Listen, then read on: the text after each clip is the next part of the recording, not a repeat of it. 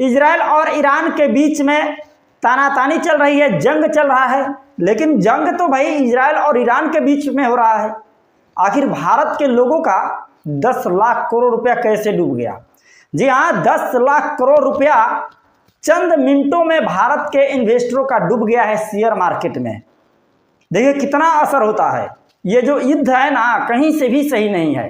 भले Iran Israel के बीच में हो रहा है, लेकिन बहुत ही दुर्भाग्यपूर्ण है कि पूरे विश्व में इस तरह के युद्ध देखने को मिल रहा है। और इसका असर सिर्फ भारत में ही नहीं पड़ा है, बल्कि पूरे विश्व के जितने भी बाजार है सब पर देखने को मिल रही है।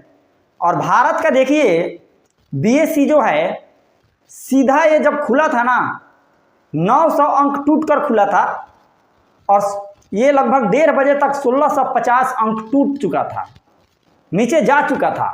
और देखते ही देखते झटकों में भैया सारा पैसा सुहा कर गया।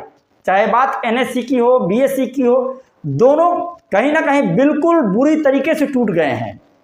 और इसी के बीच भारत के भैया इन्वेस्टर जो थे, कहीं ना कहीं काफ़ी ज़्यादा दुखी हुए कि ये क्या हुआ।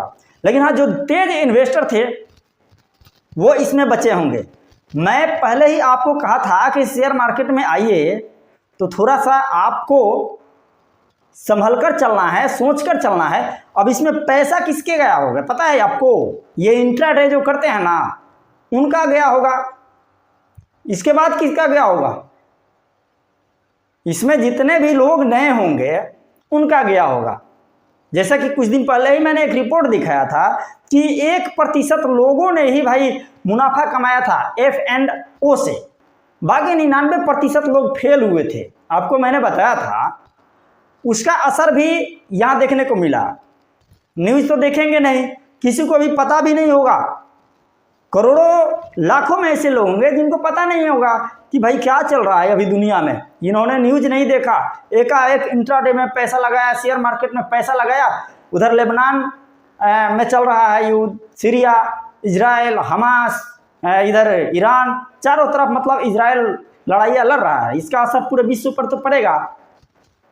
जैसे ही ईरान ने इजराइल के ऊपर कहीं ना कहीं मिसाइल से हमला किया, बताया जा रहा है कि लगभग 200 मिसाइलों से हमला किया, और इजराइल ने यह कहा कि अब हम नहीं छोड़ने वाले हैं, हम इसका जवाब देंगे, तो शेयर मार्केट बिल्कुल धराम हो गया, चारों खाने चित हो गया। देखते ही देखते जो BSE आसमान पर चल रहा था, जो NSE आसमान पर चल रहा था, जमीन पर गिर गया, लुढ़क गया।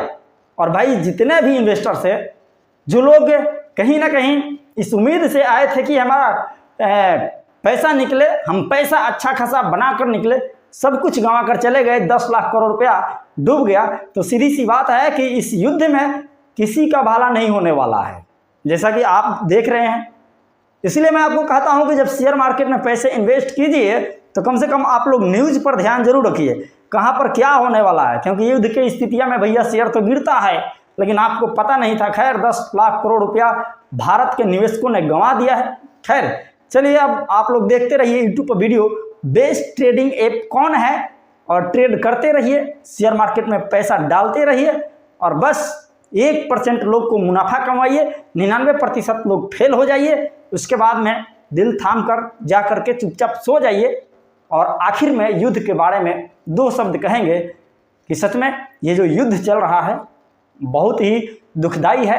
जिस तरह से आज कहीं ना कहीं इजराइल कई मोर्चों पर लड़ रहा है, चाहे उधर गाजा की बात हो, हमास की बात हो, हुती विद्रोहियों की बात हो, या फिर इधर लेबनान की बात हो, ईरान की बात हो, उधर सीरिया की बात हो, या फिर रूस यूक्रेन में भी युद्ध चल रहा है।